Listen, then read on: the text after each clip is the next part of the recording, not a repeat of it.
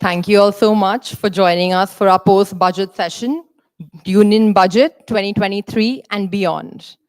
I will now hand over the proceedings to our chair, Mr. A.K. Bhattacharya. Thank you very much.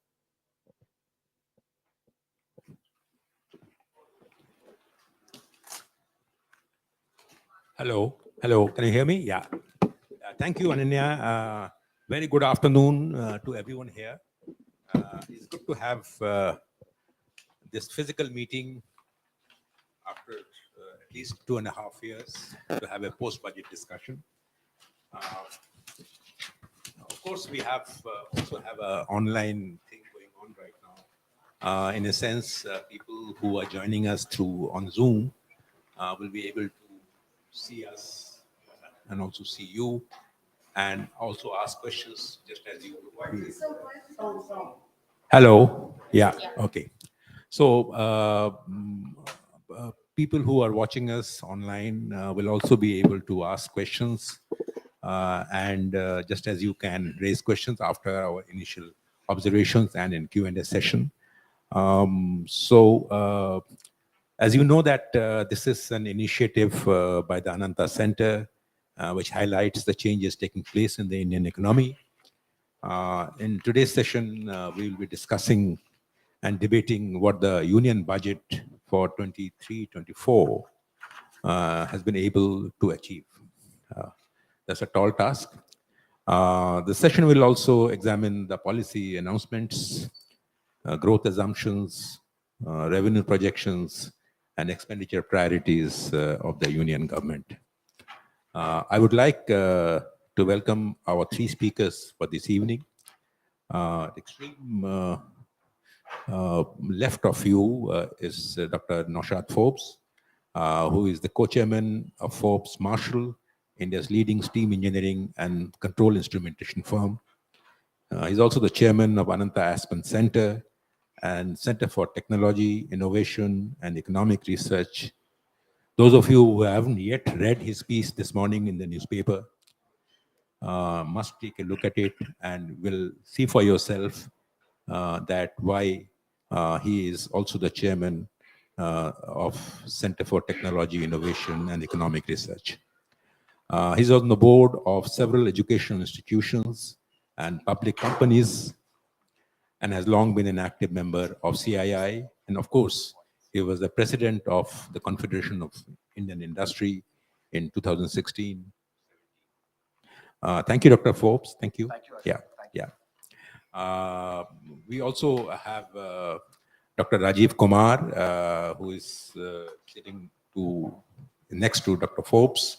He's the chairman of Pehle India Foundation, a non-profit making research think tank.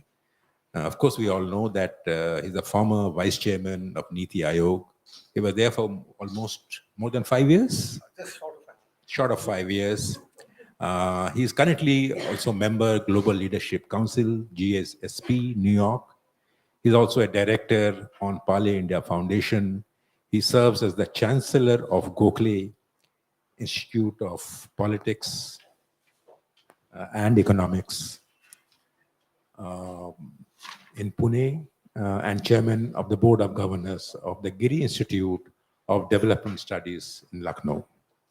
He has a wide experience of having worked in academia, government, industry, as well as in multilateral institutions.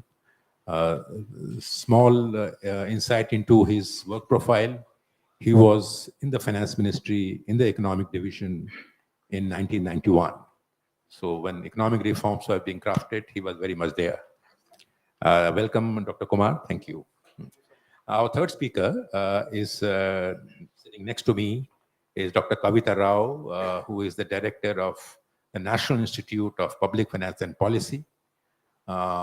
Is one of the most celebrated and credible public finance institution in the country. It's of course, if I'm not wrong, it's financed and funded by the Ministry of Finance, but maintains a very independent point of view, assessment of the state of the Indian economy, particularly in the public finances space. Dr. Kavita Rao, area of research interest are tax policy design, design and implementation of goods and services tax, impact of tax incentives, perceptions on tax compliance and implications. Thank you, Dr. Rao, and welcome to this session. As I said that we will have this session in two parts, actually three parts. First, we will all make some preliminary observations on the budget. I would go to Dr. Rao first. She's sitting next to me. I have to be partial. Then I'll go to Dr. Kumar, and then I will go to Dr. Forbes. And then we'll have a quick discussion, maybe a short Q&A session between the four of us, trying to sort of understand what they really meant when they made their opening observations. And then we'll throw it open to you all. And those of us who are joining us online, I would request that there is a section, the comment section.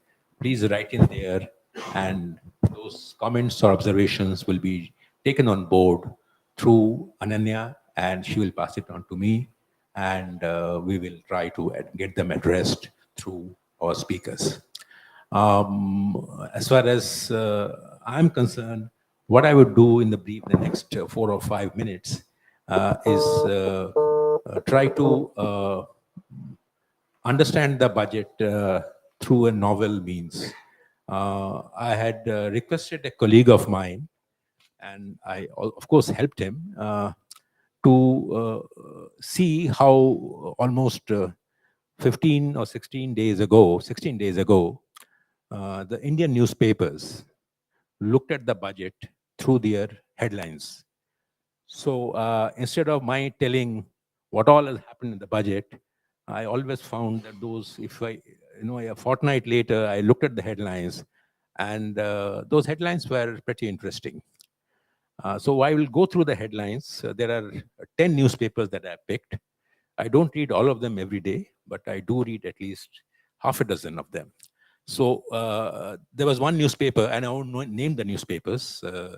One newspaper called the main headline was Adani cancels budget swag. Now you will remember, I have chosen it is because I also wanted you to get a sense of the political and economic environment at that time. So remember, Adani shares had actually tanked that day, and the next day, the movements on the stock market happened were impacted by Adani shares. So this newspaper thought that Adani cancels the budget swag. But remember, this newspaper also acknowledges that there was a budget swag. So that's important. The second newspaper headline was Her Balancing Act. Won't tax, will spend. So there's a broad sense that, there would be no taxation will be very little, but yeah, the budget will spend a lot, which we all know. I mean, after all, the budget decided to spend almost about 12 or 14% more money next year. And if you look at the capex went up by 37%. So there is a lot of spending in this budget. In which direction and how, our experts will tell us. But there's no denying that there was a little bit of taxation and there was a lot of spending. Then there was a newspaper which said, tax capex double engine. So there's mainly on the same theme of taxation as well as there are tax reforms, individual tax reform, a little bit of custom duty, no excise because excise is part of GST now. So you had the tax capex double engine. Then there was another headline which said, a new house for commons. It was a very smart headline. It was referring to the income tax relief for the individuals, especially people, those who below 7 lakh rupees income earners. It said a new house for commons. What it forgot to note was that even in this income tax relief budget, there was something for the super rich that they felt that their tax burden actually also came down. So it was not just for the common man, but also for the super rich that they found that the overall tax burden came down, although they lost a little bit on the exemptions. Fifth newspaper headline was politics. So which means that there's a lot of politics there. Frankly, I could not sympathize with it very much, this headline, but yes, there is a political message there. The political script is there. So you cannot deny that. After all, this is a budget that is the last full budget. Although we all know that the real political budget will be in 2024, which is the interim budget. But as you have seen in the past many years, that the interim budget is also become very, very, tax heavy and, schemes heavy. Let me come to the 5 set of financial papers. These all newspapers were actually general newspapers. Now let me come to the financial newspaper headline. One headline was "Dessert without Revdi." So you get a sense of it that there is dessert, खाने के बाद कुछ खाना मिला है, पर रेवड़ी नहीं है. So there's a intonation there which you cannot miss. Then there was a headline where a fine balance. Yes, yeah, it was a finely balanced budget. Then there was a headline called "Capex Fix for Global Gloom." So as we know that there was a global economic situation, the challenges of growth were there. So you have a fix which is led by a capex increase, as I said, about 37% increase. Then there's one more headline: the Sitaraman spends her capital prudently. I thought this was a very, very nice summarizes the broad sense of the budget. And then there was the final thing I would say is firm on prudence and high on feel good. It broadly captures the sense the budget creates. So I will end here about the newspaper headlines, but I will just take another minute or so to tell you about 8 or 9 key points so that our experts can actually focus on them. One point, and each point will have a but, so that you get a perspective also. So there is a fiscal prudence, certainly. I mean, after all, fiscal deficit is coming down from 6.4% to 5.9% next year GDP, which is fiscal prudence. But the debt levels are still very elevated. The center's debt alone is 57% of GDP, and it is actually staying very much there. So there is a problem issue there. So debt remains elevated, even though fiscal deficit has come down. Interest payment, which is a bigger problem, is going up.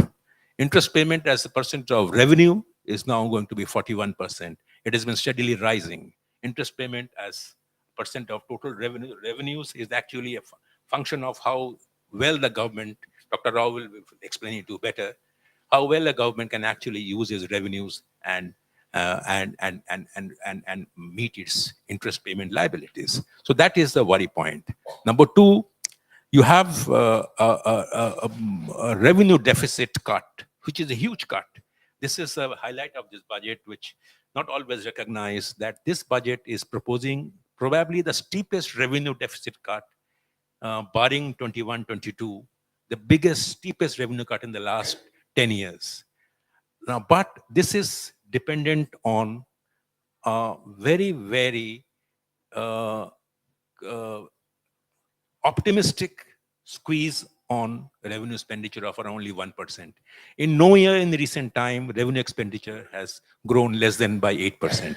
Even last year, it grew by 8% when there was a lot of revenue gains.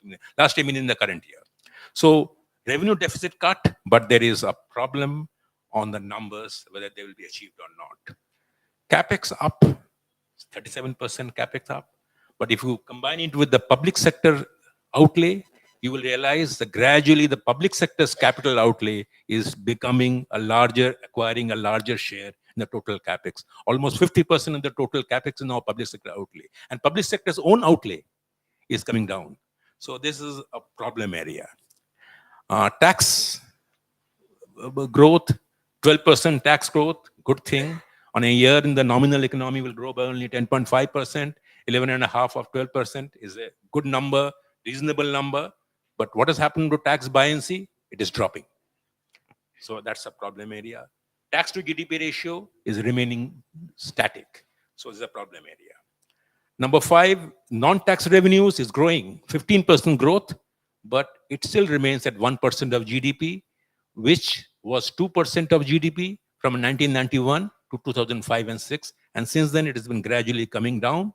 And this is a long-term disease that the governments don't know, not just this government, don't know how to use non-tax revenues to bolster their budget numbers. Um, Reforms, not much reforms in this budget. Privatization is not even mentioned. Disinvestment is there, but hardly focus. And actually, the numbers are very, very conservative. Obviously, recognizing that we are entering into an election year, 9 assembly elections, a general election after that. There is a lot of focus on cooperative sector. But interesting thing, cooperative sector have got first time that cooperative sector is relying a lot on cash transactions, giving a focus a lot on cash transactions. So this is something that is worrisome, because why should, when everybody is moving towards non-cash, why is the cooperative sector being given a little bit on cash? The TCS to be collected on cash transaction, that limit has been raised to 3 crore. Similarly, cash deposits up to 2 lakh, there is no, you can make up to payment in cash. Customs revenue, there is a reform.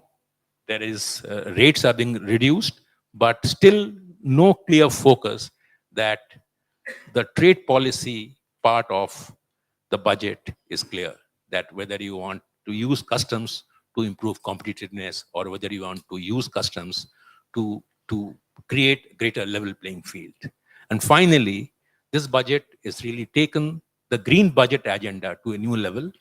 And I think the circular economy focus, transition to green energy, these are all very, very positive. So these words I would now request, having given you a broad summary of what the budget is all about, so that it is there in your mind. And I will request Dr. Rao to give her opening comments. Dr. Rao. Yeah, please. Thank you very much for inviting me here. I'll try very briefly to give a sense of what I felt about the budget. I guess the feel good factor for me came from the fact of seeing a sense of fiscal consolidation, being on track.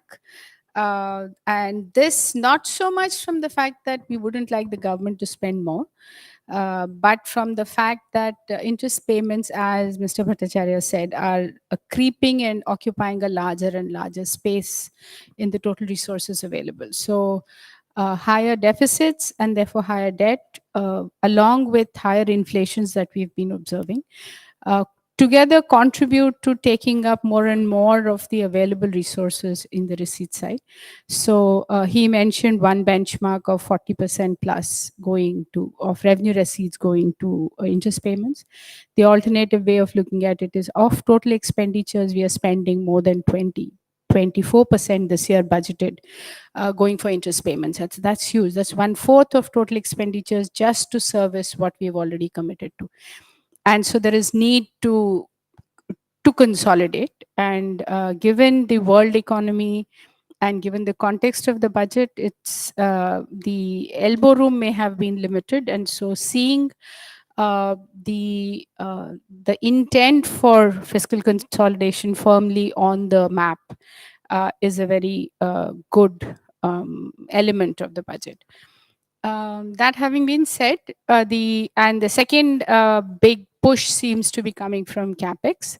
The push to be seen as spending large amounts on capex is another very impressive element. While on the one side we say that government is occupying a larger space, it is also to be kept in mind that private sector investment hasn't really been picking up for many years now, or not picking up adequately. And so it is interesting for government to step in and create the environment where hopefully a couple of years down the line we see a better fillip to private sector. So the trade-off between not doing and doing, I would think I would push in favor of doing.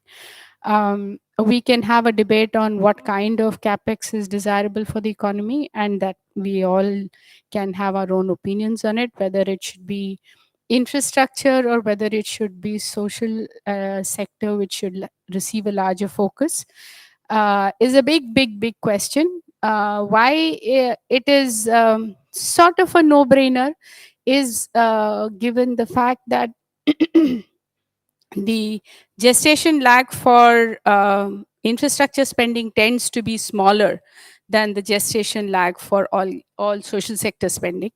And while so that tends to push decisions in favor of infrastructure in the short term, especially when the economy is not doing very well. So if we sidestep that debate, then this is a good move forward. There are a few elements in the third big element in the budget for me, since I work a little more on taxes, is how I view the reduction in income taxes or the restructuring of the income tax, personal income tax regime. Here I have I'm not very happy. On the one side, we would like to view the restructuring of income tax as a way to put more money in the hands of the lowest income groups and therefore stimulate consumption. If you look at the impact, the budgetary impact that the budget speech alludes to, it's 35,000 crores. So we are not looking at very big stimulus. On the other side, we want to move away from a regime which has exemptions to a regime which doesn't have exemptions. And we are hoping to do it in a voluntary process. While taxes are never voluntary, suddenly we seem to want to make it voluntary and provide choice. I'm a little uncomfortable with that for the simple reason that in order to make it voluntary and provide a choice, we are raising the exemption threshold so high that we again exclude a large number of people from the tax net. And that exclusion means we'll still be struggling to have, to increase the number of people paying taxes. Other way of looking at it is to increase the number of people who hold governments accountable. Today, middle class says we pay tax. And what are you doing for us? Somehow we have to get the bulk of the citizens to say we pay tax. What are you doing for us? And that switch cannot happen if we are looking only at indirect taxes and letting direct taxes drift up. And that is a broad long-term concern I have. On customs, there has been some movement, but not much. This is like a little bit of a tinkering here and there. We hope to get some good out of it. Nothing dramatic happening out there. The two other things that I'll quickly flag, and I'm sure Mr. Forbes will pick up on at least one of them in great detail, so I shouldn't even touch it, is the slightly higher focus on R&D. I was looking at the last 4 budgets to see how many times research is mentioned in the budget, and you generally see very few mentions. 2 years back, we got a mention of National Research Foundation, and that was exciting for all of us. Unfortunately, we, the social scientists, are outside the ambit of the scope of National Science Foundation. But even that has not yet gained traction. We seem to see a budgetary allocation of 2,000 crore this year. We are still struggling to set it up and structure it. So, but for a country to make a name in the world at the table where people take your views seriously, I think you need to be a technology leader. And I'll leave it at that. The only other point I'd like to make, which I think is very interesting, is the restructuring of the Skill India program, where we were trying to provide skills, not necessarily matching to what the demand for the skill is. And we hope to be, the budget seems to aim for a better matching of the demand and the supply. And I think that would be an interesting move to, yeah, thank you. Thank you, Dr. Rao. I think you made quite a few interesting points. Your intent of fiscal consolidation, the income tax rate cut being made voluntary is a cause for concern for you. Also, the exemptions being raised is something that the tax base as a result probably could shrink. So it's a real cause of concern for you. Customs, minor tinkering, as you said, and lack of focus on research. So with these, I will come to Dr. Kumar. And if you can just let us know your views on the budget, Dr. Kumar. Yeah. Thanks, Ashok, and thanks to the Ananta Aspen Center for inviting me here. In about I've got myself 7 minutes instead of 5. Is that okay? Yeah. Okay. So, I want to start off with this sort of lack of convergence between the economic agencies in the country, because the nominal growth rate assumed by the budget is 10.5%. And soon after, the RBI came out with a nominal growth rate of 11.7%. Now, so the different, they say that the RBI's thing is not, because the WPI and CPI, the deflator is different. So, but the point is that I'm just trying to make that it does create a cause of confusion. It leads to all sorts of difference. So my suggestion here is that it will be a good thing for the authorities, the central bank and the finance ministry, to come together before the budget and then sort of play out, because this ultimately macroeconomic stability comes out of a sort of congruence of fiscal and monetary policies, and the two can't go on independently, as it were. And this autonomy business, independence business, I think has been taken too far. So that's the first point that I would want to make. The second one is that you mentioned already, is that the steep cut in the revenue deficit, which is amazing, and I'm not sure this will happen. And I think this is why so therefore what will therefore happen is that either the capex will not be spent, and the last time the revised estimates were lower than the budget estimates for capex as well, but more likely your fiscal deficit the target will not be met, because I don't think the revenue deficits that sort of a thing is possible. And here my suggestion, because of Niti Aayog, we've been consistently saying that, is that there should be a lot more focus on privatization and asset monetization, which I don't find reference to here. And the 51,000 crore that has been sort of target for privatization, I think is way too low for us. And in some sense, I feel that the space for private investment actually has been shrinking in the economy, and I think that's something which is can also be seen in the fact that you got the commercial bank credit growth in double digits finally, but the commercial bank credit to industry is still in the very mid, sort of single digits, hardly any demand for credit at all.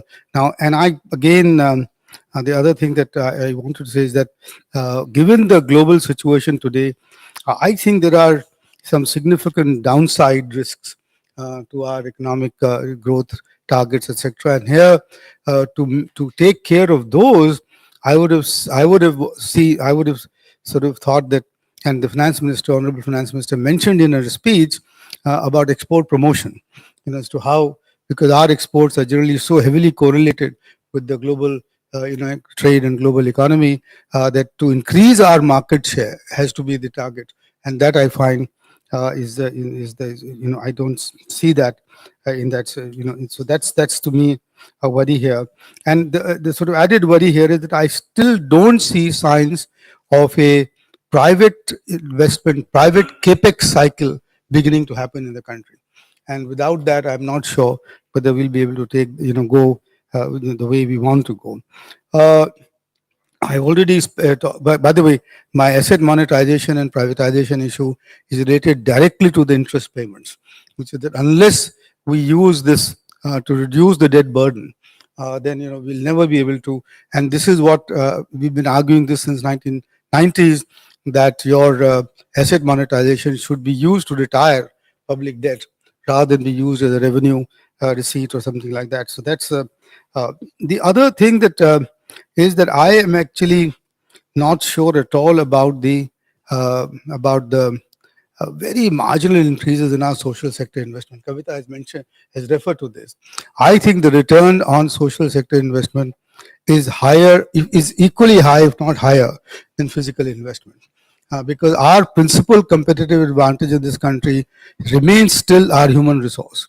And our human resource, the quality of our human resource has to be improved, protected, done whatever the high state of higher education, the state of R&D, etc. So, and the fact that the National Family Health Survey comes out of the fact that our malnutrition has gone up among the children from 35 to 37%. Now, all of that, I think, requires a relook.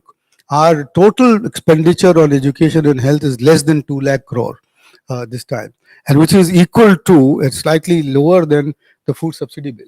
And that's just, it's something that I don't think we can live with it, going forward. Also, similarly, I agree completely with Kavita on the tax exemption limit. I think it was many years ago that Voltaire Ninen pointed out this to me, that the ratio of tax exemption limit to the per capita income is probably the highest in our country anywhere in the world. And that just simply, for a country which is wanting equity, just and increasing the tax net is something that is unacceptable. As a result of which, what's happened is that gross tax receipts as a percentage of GDP have actually come down from 11.4% in 21-22 to 11.1%. In the budget estimate this year. Again, 11.4, 11.1 is way below, I think, our peer groups, in other countries. And I think that has to increase. And along with that, of course, and which is happening, the accountability, the efficiency of public expenditure, and, and the state nodal agency scheme that the finance secretary has come up with. Now, so let me use the next 2-3 minutes to say what would I have liked to see. Because I think the first one, which is, I think may take many people by surprise, is that I would have wanted the fertilizer subsidy to be given to those who don't use chemical fertilizers and who are practicing natural farming, zero chemical farming, of which there is a mention in the budget. The budget says that they want 1 crore farmers to be doing this, but there is no incentive, and that's at no extra cost to the government. And if that happens, that would really give a fillip to this movement, without which I think our agriculture sector is doomed. There is no way forward for that. Second one, as I said already, larger allocation for health and education, that has to be done. Third, I would have had a much bigger disinvestment, privatization, and asset monetization target. Please remember that Niti Aayog had pointed out that our asset monetization, the thing that we had given was 6 lakh crore, is that we could easily gather from that asset monetization. A lot of assets in the public sector are very inefficiently used in many, many ways. The next one is would be conditional transfer to states. I think one of the finance commissions, I don't remember which one, had actually recommended this, that the center can act like the IMF for the states, so that you set about a pool of funds and say that if you do this, this, and this, you will get this, this, and this. And that actually will improve the quality of public expenditure and fiscal, things in that.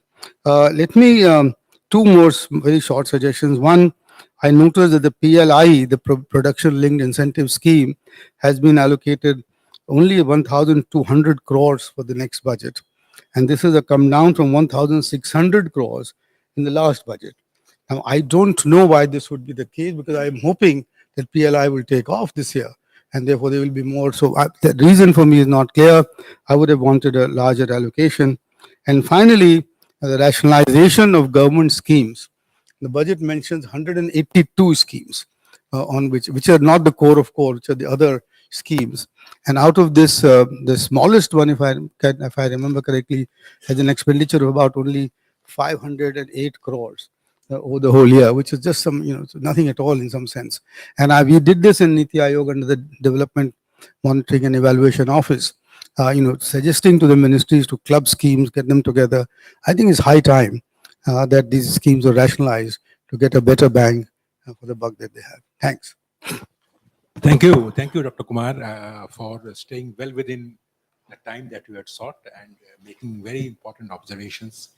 Both your analysis on social security investments not being up to the mark, the tax exemption regime, which is completely iniquitous in today's India, are very valid observations, and also your on your suggestions, what the budget could have done on fertilizer subsidy, on those 10 million farmers to be brought under natural farming. So why not link to them? But I understand nano fertilizer is making a big difference there, but I don't know how far will it be. And also the conditional transfer to states, what we understand from the budget, maybe the government has already heard you. What we understand is that it has gone up from 10,000 crore in 21-22 to 1 lakh crore in the current year, to 30% more next year to 1.3 lakh crore. The entire thing is conditional transfer on capex, which is an interest-free loan. So something more you wanted? That is just capex. Yeah, but also in the other Yeah, issues. so, if you Okay, improve, okay. Yeah, that's right. Okay. So I think these are all very important recommendations that you have made. I'll come back. And let me now go over to Dr. Forbes. We're all eager to listen to you, Dr. Forbes. Please, the floor is yours. Thank you. Thank you, Ashok, and always good to do the session. And I agree with you, good to be doing it in person after 3 years.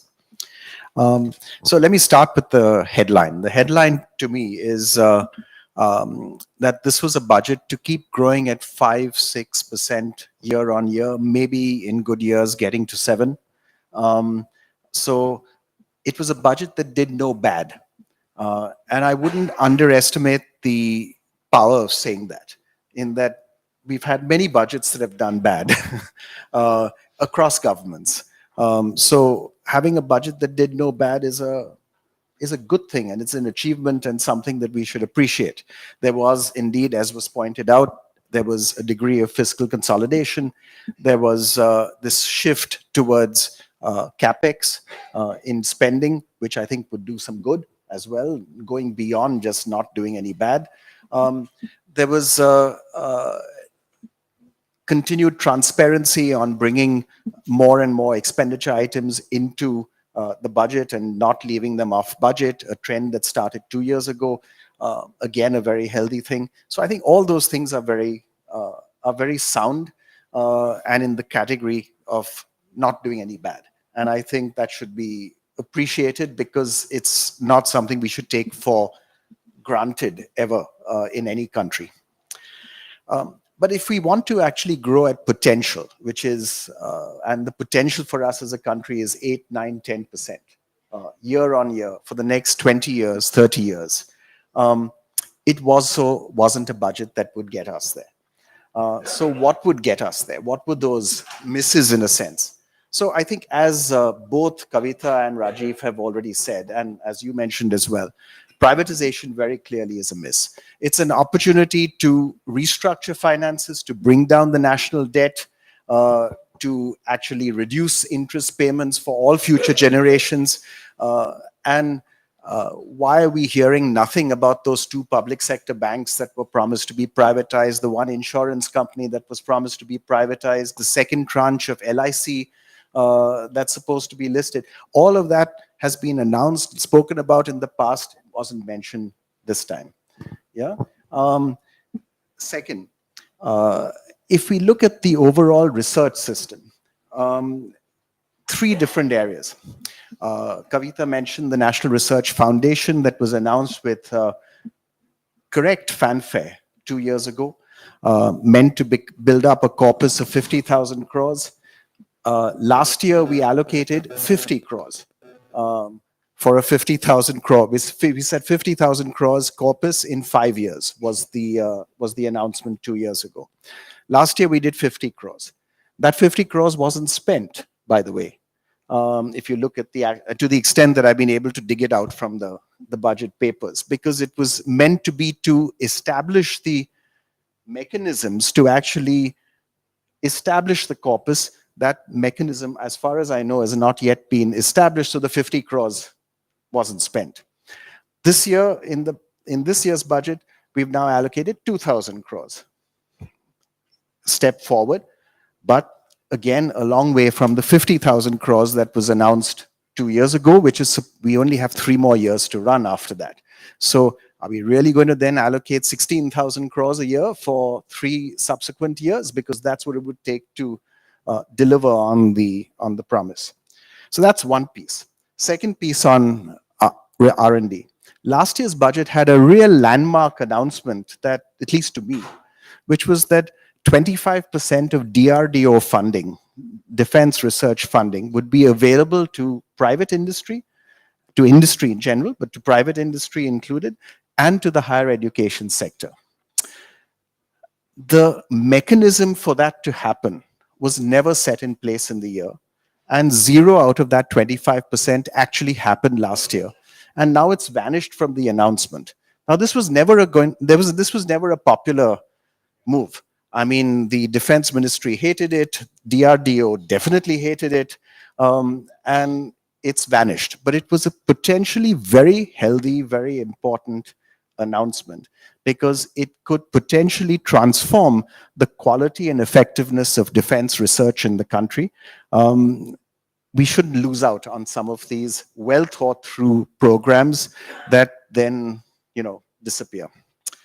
Third, on the research side, is a recommendation that we've been making from CAI for a few years, which is that today the government spends actually a fair amount on R&D each year, quite a respectable amount by international standards, about 90,000 crores a year, between all the different heads and ministries. You have to dig it out from different heads. That 90,000 crores goes up by about 6,000-7,000 crores a year simply as a result of inflation. So the recommendation we made was, look, the great bulk of this spending goes to autonomous government R&D laboratories, independent government laboratories.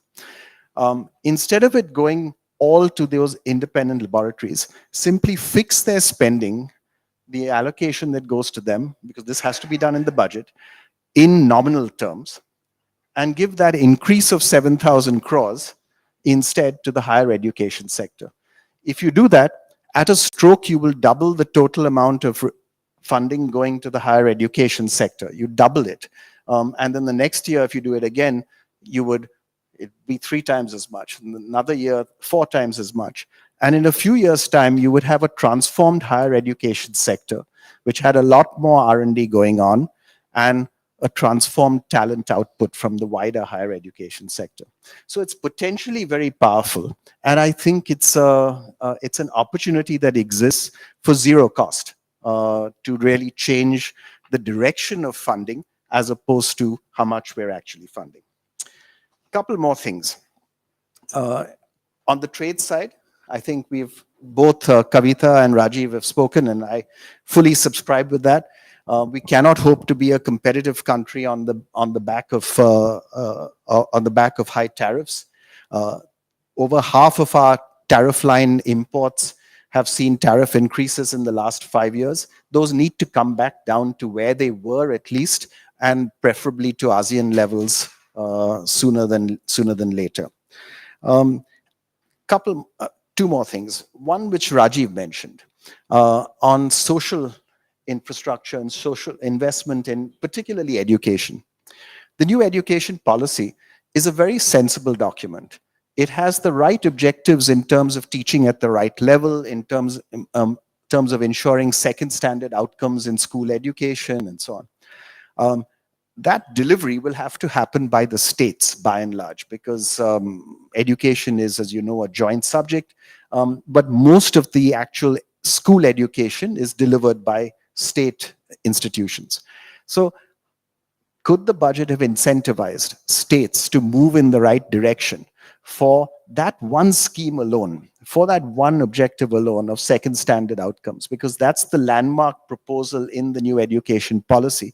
Let's start putting some resource and teeth behind the policy itself to move in the direction of implementing it. And lastly, on employment. Our biggest long-term challenge as a country is employment. I mean, that's the big driver of economic growth as countries develop. It's the movement of people from lower productivity occupations, particularly agriculture, into higher productivity occupations. In most of the world, that's meant industry. In our country, that's meant a little bit industry and a lot services. Yeah. So that employment opportunity of where do you, the government cannot create employment in itself, but it can enable the creation of employment if we can have the right sector promotion policies. And what are those sectors? Labor intensive industry. So that's apparel, footwear, food processing. And from a services sector, it's tourism. Those are the sectors that we should look at, not necessarily from a promotion perspective, but at least from a getting rid of obstacles in the way perspective. So if there are FTA negotiations that need to increase the market access for the apparel sector, that's what we should work on.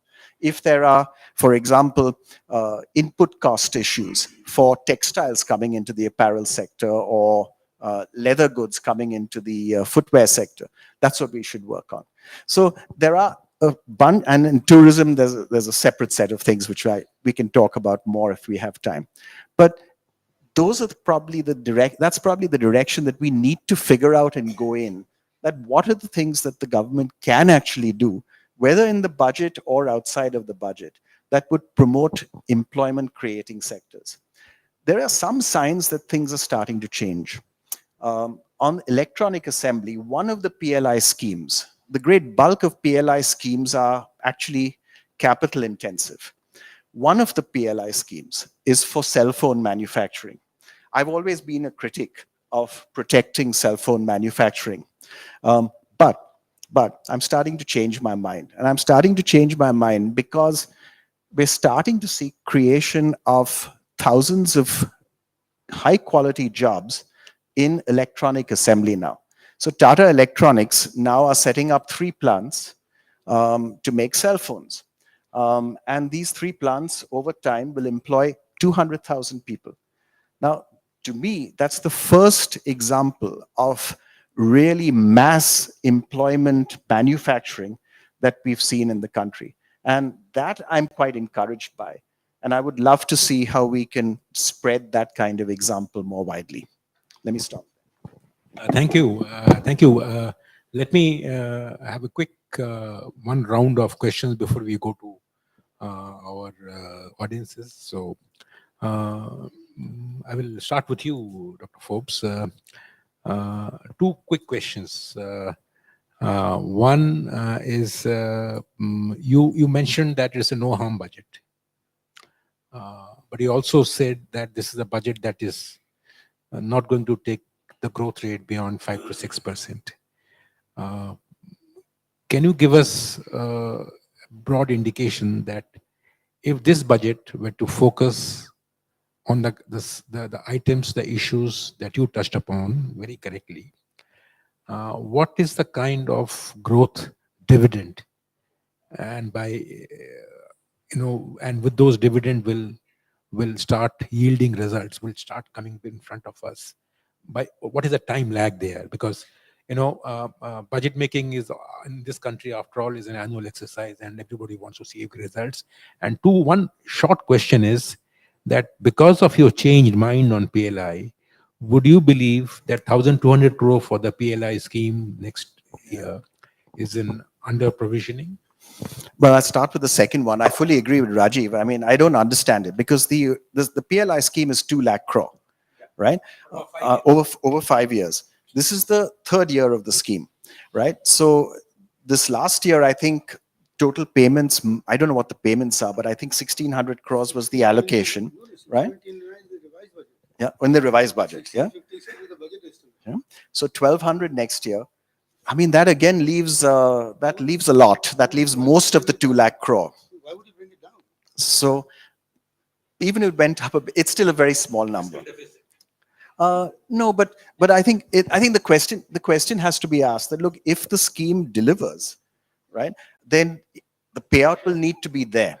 So either it's going to be an under allocation, or there is lack of confidence that enough manufacturing is starting to happen and with output starting to flow, such that companies will be able to claim the PLI subsidy. So whichever it is, I don't know, but yes, I think it's too small an allocation. There should at least be an explanation as to why it's so low. On how soon, without question, there's a fair amount of pipe filling, right? investments in social capital, in primary education, will show up in the economy with a massive return, as Rajiv says, but it won't show up in a year. It will take 10 years. But in 10 years, it will show up in absolutely fundamental ways and put us on a longer term, higher growth path for a generation. So it's a critical thing to do. How do you do that? When you have an election in a little over a year, I think actually education is a very popular thing. It's something that matters to every family. And I think the resonance of doing things that improve education outcomes would be really good politics if it's done effectively, and probably be a lot better politics than subsidies on fertilizer and so on. So I think it can be turned into good politics, even with that long runway of pipe filling before it starts showing in actual growth outcomes for the country. And when it shows, it'll show for 30 years. So it's definitely worth doing. The R&D and research work, I think, again, there'll be a degree of pipe filling.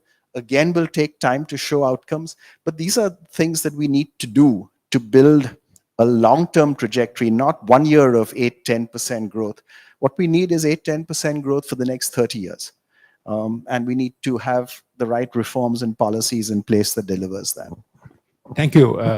Dr. Kumar, you touched upon an issue in your observations that private capex cycle has not really been taken off. Now, would you like to tell this audience, why is this happening?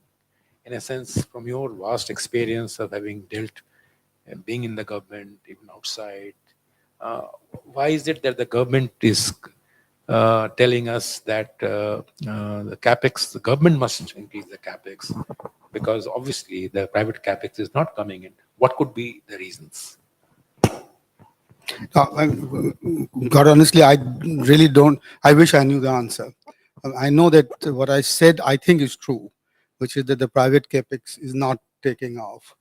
And except for very few large companies, whose profitability has improved, whose balance sheets have improved, they've announced, etc. But so I had written an article, joint article, hypothesizing that the K-shaped recovery was a reality, and the lower leg of the K was where there was zero investment going on at all. In fact, there might be disinvestment at the moment, closures and so on and so forth, and that's a very large part of the capex cycle, because that's where it happens. That's one. The second thing is that if you look at the stock market, if you look at the sort of market cap, except for the top 3,000 companies, which I think are above, only 3,000 companies in India, I'm told, have a revenue of more than 1,000 crores. But the one below that, again, there is no appetite for any further investment. And again, this is something which I hope I'm wrong, which is that the crowding in hypothesis of the private capex has been probably over-dominated by the crowding out hypothesis. But that is always, remember, there's always used to be an earlier argument that if you keep increasing public expenditure, your take on how overall aggregate savings, household savings from the public sector is higher. And if you do that, then interest rates go up, which is what is happening. And as they go up, the private sector finds it more difficult, to get that, to invest at that rate. So that's the, and I think one other factor, which the only way I can put it is that there is perhaps a higher uncertainty about the investment environment than there used to be in the past. But I mean, I can't put it anything. I think that's the way I would look at it. But I think it's critical, by the way. It's critical that this happens, because ultimately India will be a private sector run economy. The government cannot give it the growth impetus, the potential that Naushad talks about of 7 or 8% will be achieved only and only if the private, the animal spirits get going as they were in the past, and some years in the past. Thank you, Dr. Kumar. Let me get down to Dr. Rao, and I will take this question to you. And try to suggest that this private capex cycle not taking off, and to which you also referred, and you also said that this is probably the reason why the government is spending more. Could it be because we are barking up the wrong tree? In a sense that I know there are connections between the two, but maybe we haven't tackled the demand side as yet, and maybe the tax instruments were not adequately used to revive demand, and 35,000 crore you referred to is hardly a stimulus. Is there any other macroeconomic reason why private capex is not coming back, apart from capacity utilization being so low, till at 72%? Are there any other reasons? Uh, one way of looking at this would be to say that we have moved uh, the bulk of the tax base, which normally governments would play around with to stimulate demand, into this instrument called GST, where we are not willing to touch it or not able to touch it, given the structure that we've placed on it. And so that is one potential argument that one can propose. And implicit in that entire story, I think, is the idea that, and here I'll say something which perhaps most people will disagree with me, is that we don't need to freeze the structure as we have sought to freeze it. We don't need the union and the state to get equal shares of the revenue collected. Union of its own, given that it has a separate act, can choose to reduce the rate of tax that accrues through CGST. In principle, it's possible. In practice, do we want to go down that path when governments don't have adequate revenues is another big question. So, so the whole reform of GST and our ability or inability to do it is driven by the fact that on the one side, we want more revenues and we want them now. We are not willing to wait for a year or two to get them. Revenues are doing well, so we don't want to rock the boat. And therefore, GST or indirect taxes as a way to stimulate demand now no longer exists as a policy instrument. The only channel through which you can go is taxes on petroleum products, petrol, diesel, cesses, which the government's been collecting, union government. Those can be reduced, and they have reduced them in this financial year, last financial year, to deal with the inflation aspects. But there is only so much that they can pull off in that front. So we can talk about the need to stimulate demand, but I think we are implicitly willy-nilly tying ourselves to saying we can't do tax and we don't want to do expenditure, which in effect means we cannot do anything. That's a sad situation to be in. Just one supplementary to Yeah. yours. You are a GST expert. Uh, Instead of trying to create another disruption that you are suggesting of states and center having different rates, would it help if the rates are rationalized, and instead of 6 rates right now, they're brought down to 3 rates, one merit rate and one middle rate and one high rate, and that will help? I think that will also mean It will. So it all depends on how you will pull off this new trade-off, right? You have to get everybody to sign off to the new regime. The moment you have institutionalized 5 rates, any change in structure will mean somebody gains and somebody loses. The losers are not happy, and you have to get them to agree. And therefore, when the economy is not doing well, when the world is not doing well, you can't rock the boat. GST is giving you good 12, 13, 14, 15% or slightly even higher revenues. So no government in the country actually wants to rock the boat. sure. Okay. So status quo. Yeah. Good. I think we need to sort of involve our audiences here. And what I would, we have fortunately run out of time, but we will take 3 questions. Why don't you start? Yeah.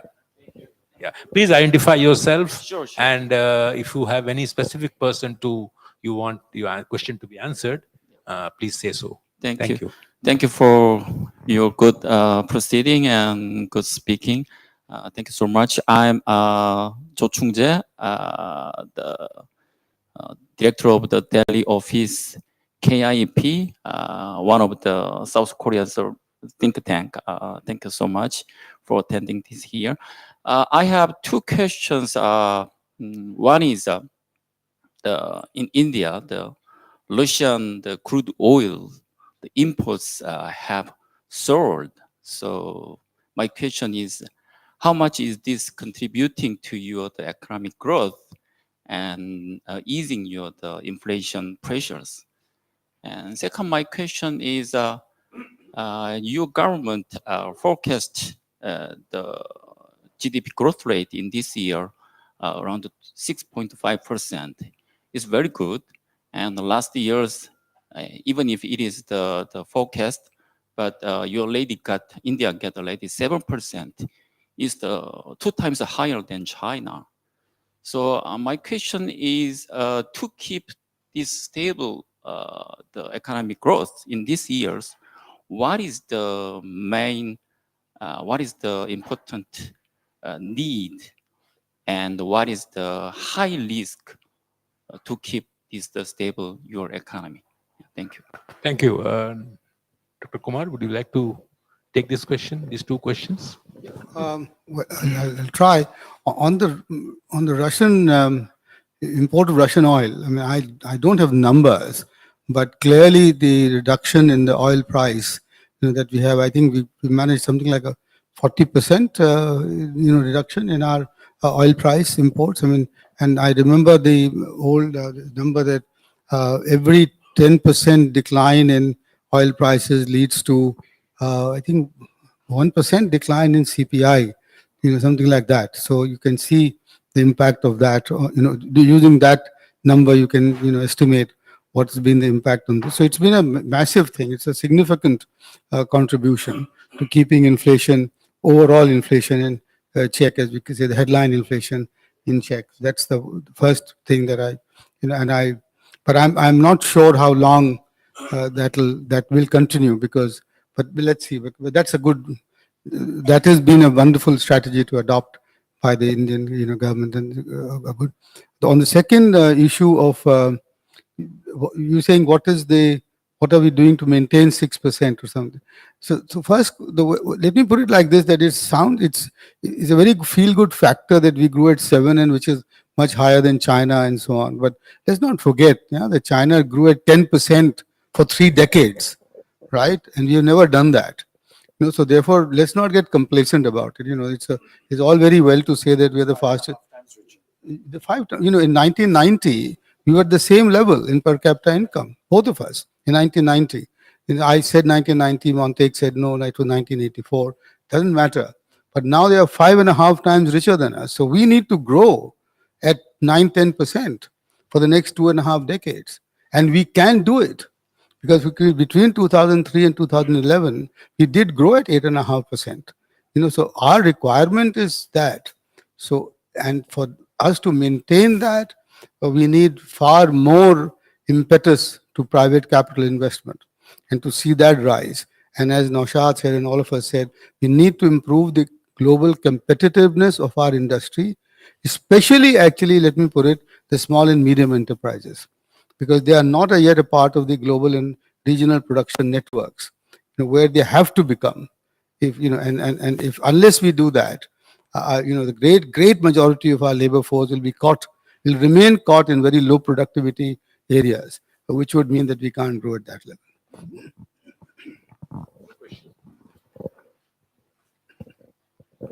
Yeah. My question to Mr. Naushad. Sir, you referred about R&D and higher education. In case of industry, we have a CSR about 2%. So can we have this type of R&D 2% or out of 2% for R&D? Second, about higher education. We are sending so many huge number of students to abroad, USA, UK. And why not to have tap to our students back to India, have huge number of institutions here itself, and education maybe a profit making also. In India we say it's a non-profit, so why not to make it a profit making also?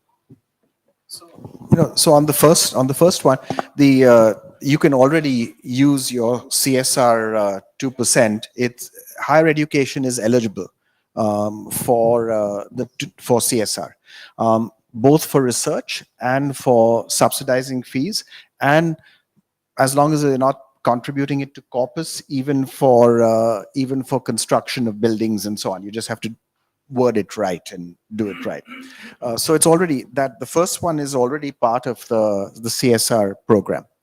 And education is actually the single largest CSR spending item. It's about 35 to 40% each year, except the pandemic year when health overtook it. But it's about 35 to 40% of total CSR spending in the country. On the second point, in terms of what can we do, what can we do to get you said the private sector for students. Well, the only way in which students will choose to stay in the country and study here is if the quality of higher education on offer improves very significantly, and that requires that our higher education institutions need to become much more vibrant. One of the key pieces in that is this research piece.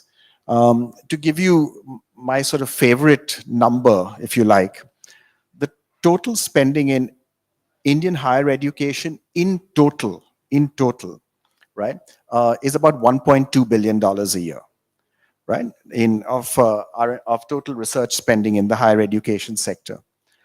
Stanford University's research budget is $1.7 billion. That's one university. And Stanford's not the only one which has an annual budget that is higher than all of Indian higher education put together. That's now the great bulk of that 1.7 billion that Stanford, a private university, gets comes from the federal government. It comes from the National Science Foundation, the National Institutes of Health, and all the other federal government institutions. The great bulk of that, over 85% of that 1.7 billion. So there's a role for the government to play in funding research, but having it done in the higher education system. So instead of funding CSR, we should be funding higher education. Instead of funding DRDO, we should be funding higher education from the government. That would be truly transformative. And that would build a higher education sector where then students would want to stay here, and forget students staying here. Students would want to come here to study from other parts of the world. Okay, thank you. We have time for only two questions now.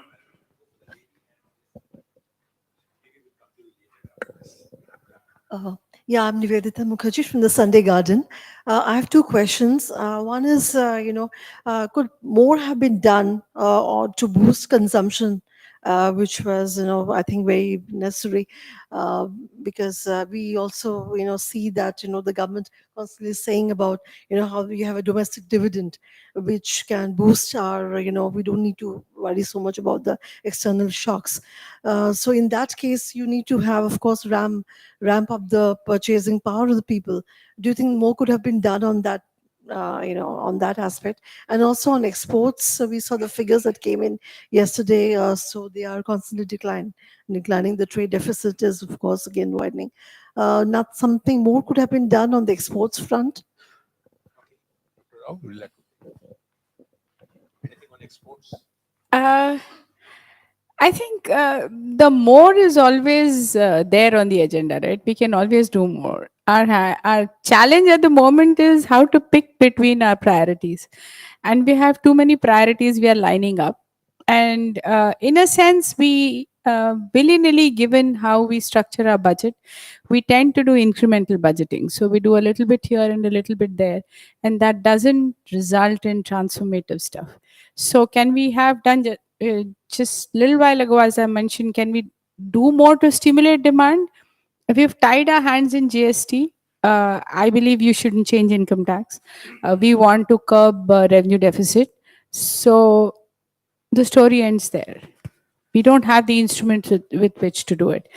If you're looking at exports, then perhaps we have to step back and start looking at, are the regulatory structures adequate? Are we going we need to first identify challenges.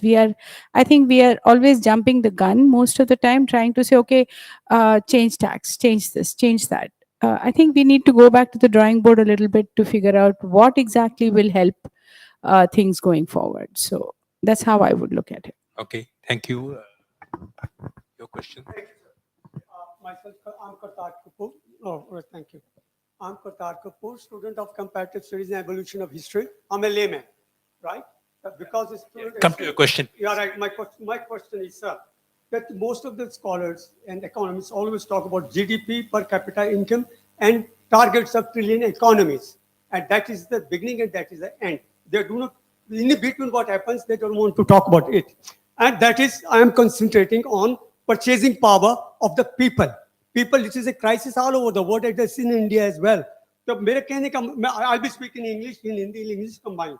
But सबसे पहले मैं ये कहना चाहता हूँ तो freebies और reveries जो हम देते हैं हम education में क्यों नहीं देते? That is free education up to graduation. That's my proposal. Why not that? Why electricity? Why water? And why that? And why that? Why not that? That is one. As Sir said, that in the future we are going to have a private-based economy, private industry-based economy. Sir, that will be a gross mistake. We got to have a mixed economy. You never know which way the world is going to. You had your question. Right, sir. My last. We are running our economy at the cost of suffering of middle and upper middle class. That because they can pay, so make them pay.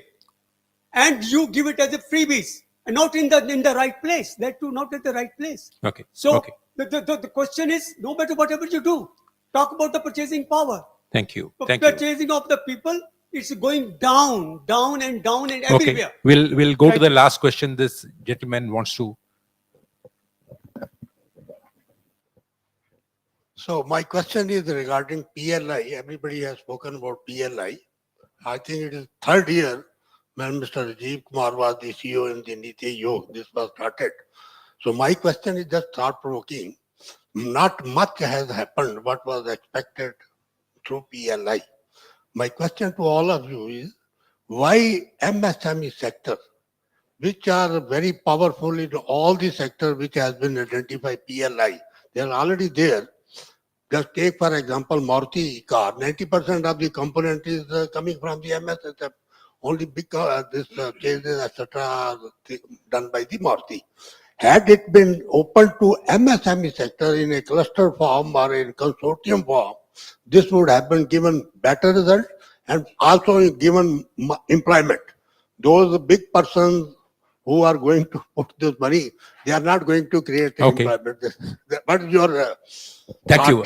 Just last question from the lady, and then we close and have the. I'm Poonam Dabas. Yeah. And my question is, earlier also there was a question in China. So because of the lockdown and because of the, very stringent measures in China, can India step in and gain from the jobs, the employment sector, which you mentioned about? Can they be, because in the budget, I don't see any scheme from agriculture to the services. Where are the jobs? You talked of employment. So which are the sectors where jobs and employment is Okay, thank you. possible? I think Dr. Forbes, would you like to take the China jobs question? And then Dr. Kumar can take the MSME question, and you can take the question on purchasing power. Yeah. Okay. Sure. So if I could also very quickly address the questions on consumption and exports. On consumption, I think it's an unreasonable expectation to expect the budget to address consumption. First of all, how could it? It could actually reduce taxes. Okay, not in the budget, in the GST, etc. I think that's a very bad idea because reducing GST is a very expensive way of trying to stimulate demand.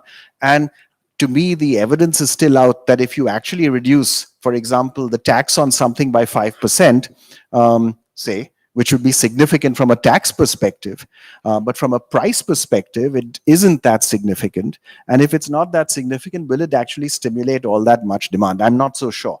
Right? So the general view would be that if you have 100,000 crores and you want to use that 100,000 crores to stimulate demand, what's the best way of stimulating demand? Create employment. What's the best way of creating employment?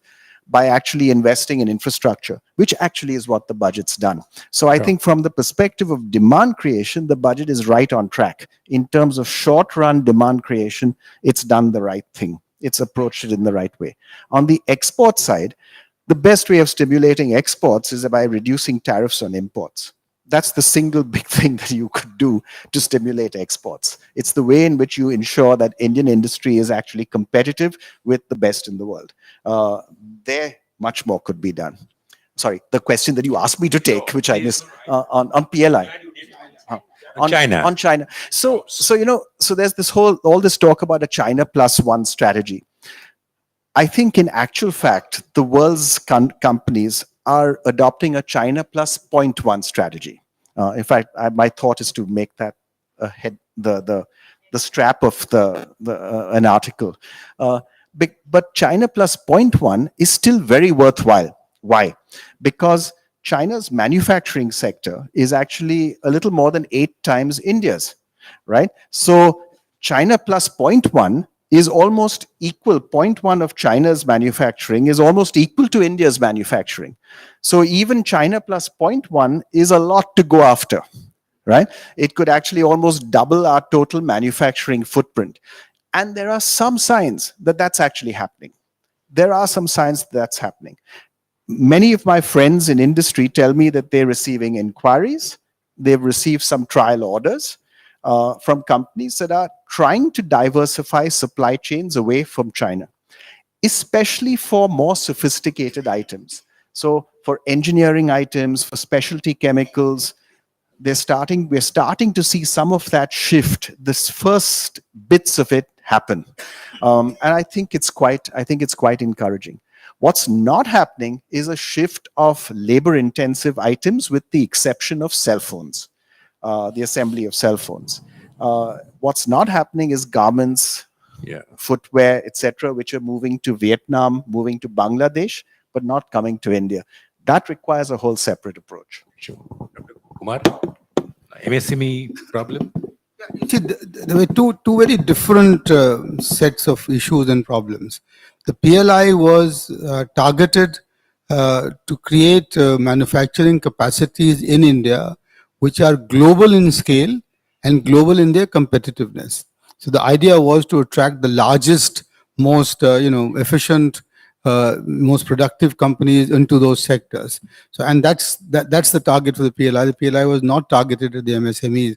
But I myself said, if you remember, that unless we improve the productivity and the efficiency and of our MSME sectors and get them to grow and become part of the regional and global production networks, we will not achieve anything at all, because they employ 80%, 85% of our labor force. So, but there are two very different things. You can't achieve both with the same policy instrument. That's a mistake that we often make, which is to try and achieve too many objectives with the same policy instrument, which is not a good idea. So MSME is a sector which still requires a lot of attention, and I'm hoping that we'll be able to do that. Now, in my current, position, whichever I'm heading the think tank called the Pehle India Foundation. Thank you. Dr. Rao, purchasing power issue, brief.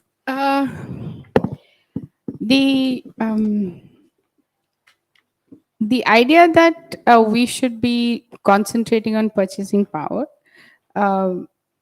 implicitly means that we have to concentrate on incomes as well. And in addition to that, we have to concentrate on distribution of income. Those are the two elements. The government's ability to do substantially in distribution of income is very limited. While we can support consumption at the very poorest rungs of population, we can't do major redistribution. There is no instruments of policy which help for major redistribution. And therefore, growth is the channel through which we are always looking for to bring more purchasing power down to all categories of income in the economy. And the shift in focus, if we can, is talking about the K-shaped recovery, if we can create more opportunities for the MSME space, where incomes will accrue to the not the upper income categories, but to the middle and the lower income categories, is one strategy to take. And the governments historically have been working hard to push this component. The trade-off there, I believe, is trying to make sure you formalize the economy on the one side, and keep making sure that there are incentives that keep it growing. There's a challenge in trying to ensure that people want to be formal and grow in the MSME space. And I think we are getting there, but that's. No. Okay, I think let her finish first. Yeah. You're done? No. Okay, okay, thank you. I think we have come to the end of this very rich discussion. I must thank all the speakers here, Dr. Forbes, Dr. Kumar, Dr. Rao. I began this discussion with newspaper headlines trying to sum up the budget. Let me try to sum up what each of them has said in newspaper headline form. Yeah, so the newspaper, it will not be the newspaper headline, it will be the headline here. Dr. Rao, I think tax base shrinking. Dr. Kumar, social sector investments worrying. Dr. Forbes, more needed for higher education. But the headline that takes the cake is coming from Dr. Forbes, who said, this is a budget for 5% growth. With these words, I would end this discussion. Thank you very much.